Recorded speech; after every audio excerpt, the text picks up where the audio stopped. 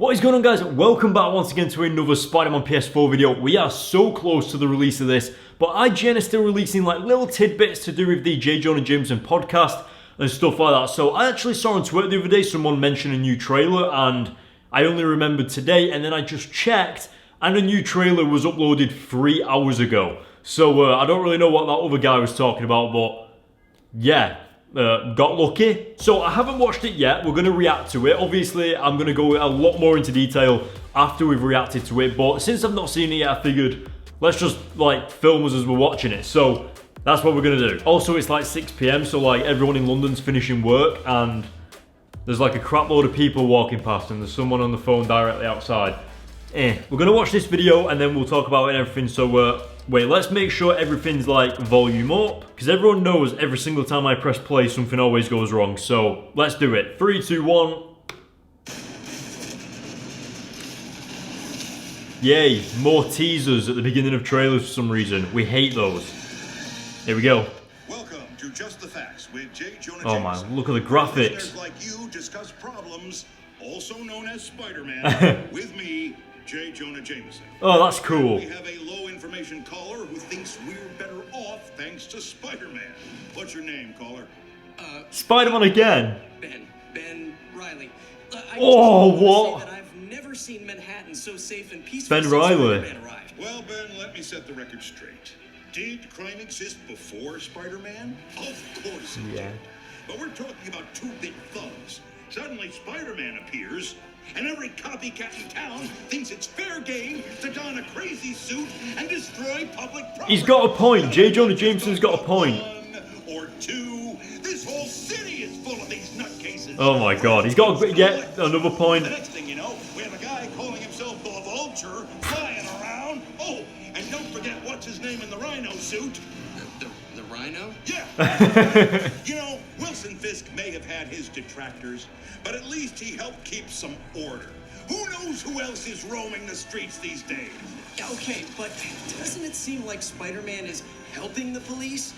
I thought I read in Yeah. the Daily Bugle that he and Police Chief Yuri Watanabe were on good terms. And that's the problem. Everyone Spider-Man associates with finds themselves in the line of fire. It's impossible for his worlds not to collide at some point. Oh my god. Look, Ben, was it?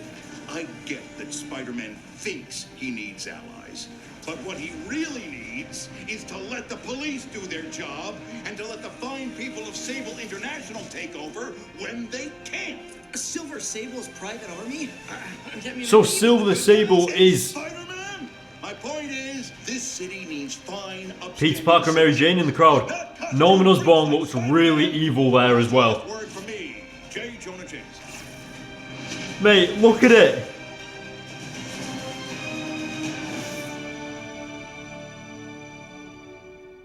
Okay, so we didn't exactly get anything super crazy from that, but straight off the bat I just want to mention, did you see when Spider-Man was backflipping off the building and it looked like it was going to transition into gameplay? Yeah, that's like, ever since the game got revealed, that backflip has been like in the thing and it's actually gameplay. And alright, so it's gone a little bit darker, but I've just taken some notes on my phone like always, and we're just going to talk about some stuff. So pretty much first off, the graphics, as always, man, they look phenomenal. I know there's a little bit of stuff going around on Twitter about how there's downgrades and stuff like that, but obviously, guys, it's just lighting differences. The places where you've seen like graphics that look downgraded, they're just in a different light, and that is pretty much the same thing with like whether you take a picture outside or if you're playing a game and it's like nighttime to daytime. If you have more light, the clearer the image will look just in general. So, well, unless you have like, obviously a really expensive camera, but you know what I mean. Next, we've also got Spider-Man interacting with civilians on the underground. Now, what's really interesting about this is obviously this is the fast travel system, but this guy's reading the newspaper and then looking at Spider-Man, and I'm just wondering what other stuff Spider-Man might run into whilst he's fast traveling. Like, what other stuff will people come up to him and want a picture whilst he's traveling on the tube?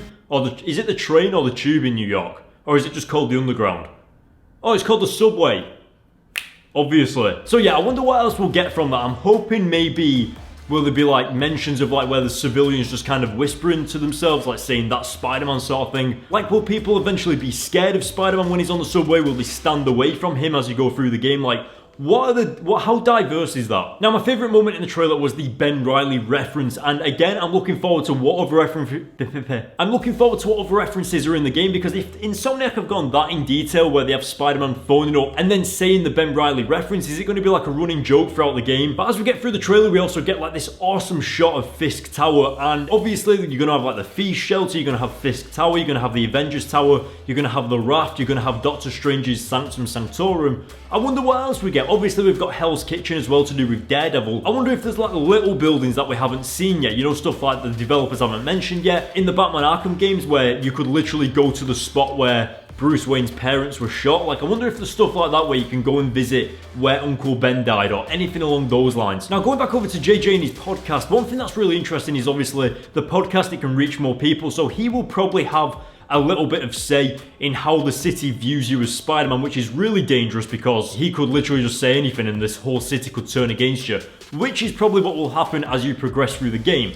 But one of the more interesting things is that Jonah Jameson actually brings up that some of these villains are just wearing stupid stuff. Like, if you think about it in real life, if a villain or like a criminal was wearing Scorpion's outfit or like Vulture's outfit or Rhino, you'd just be like, what? Like, that's so dumb. But, and if there's one thing to take away from this trailer, it's the emphasis on how much Jonah Jameson talks about how Spider-Man's allies are always put in the line of fire. That's got to be mentioned for a reason, and eventually something like that is going to end up happening throughout the game. Obviously we've got that shot of Mary Jane having a gun pointed at her. Maybe Miles Morales, something happens to him later on in the game. Aunt May, of all people, especially because Aunt May works at the Feast Shelter, which of course is owned by Mr. Negative. So it's like Peter Parker's world, and especially if Jonah Jameson's mentioning it, it's like foreshadowing that maybe all of Peter Parker's like close allies are going to end up in danger throughout the game, like all at the same time maybe. I wonder how, like, man, there's going to be so many possibilities. And apparently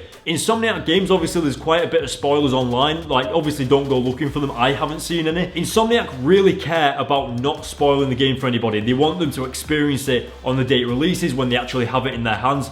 And I wonder why. Like, they seem really passionate about some of the twists in the game, some of the stuff that we're going to experience. So I'm looking forward to how crazy some of this stuff is going to be when we actually do see it in game. Like, it's going to be crazy, like mental. So yeah, that's what we got from that trailer. That was the relationships trailer. Not really too much about it, but obviously it's so interesting, and I like how IGN is sticking to the Jonah Jameson podcast side of things.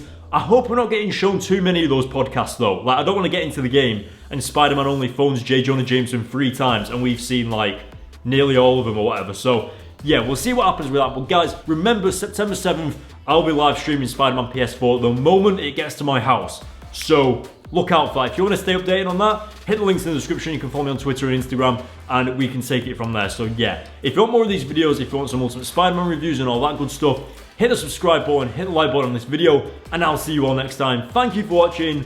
Goodbye.